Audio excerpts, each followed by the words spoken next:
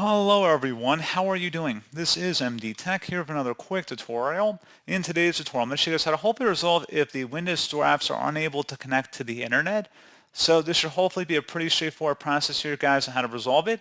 And without further ado, let's go ahead and jump straight into it. So all you have to do is open up the search menu and type in WS Reset. Best match should come back with WS Reset here. Go ahead and open that up. Give that a moment. And then hopefully that would have been able to resolve the issue. One other thing we can try here as well, if you were to open up the search menu and type in CMD, best match should come back with command prompt. Go ahead and right click on that and select run as administrator. If you receive a user account control prompt, select yes.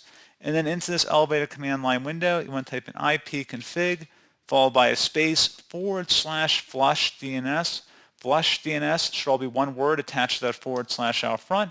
Hit enter on your keyboard. It should come back with Windows IP configuration successfully flushed the DNS resolver cache.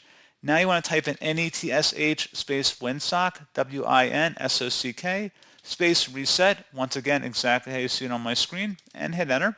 Successfully reset the winsock catalog. You must restart the computer in order to complete the reset. At this point, close out of here, and you do want to restart your computer at this time.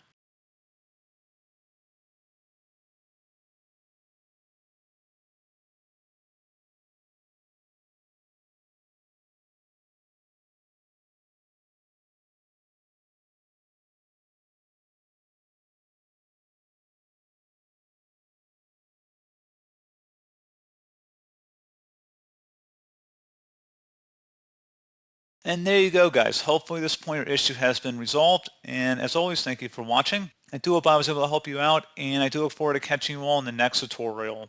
Goodbye.